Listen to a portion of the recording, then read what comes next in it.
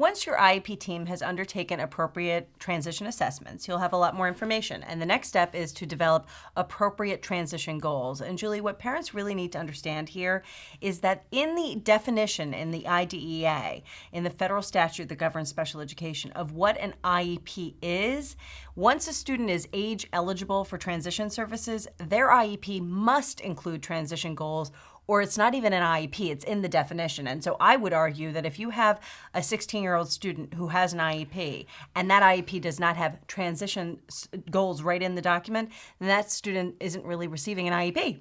So it's important. Well, and I can't tell you how many times that I've come across situations whereby the transition isn't even thought about until the senior year. So technically that could mean that lots of people are operating, or students are operating with unduly constituted IEPs, as you would say, Jen? It's a problem. And so what you want to know is that the IEP, when your student is eligible for transition services, has to have separate transition goals, okay?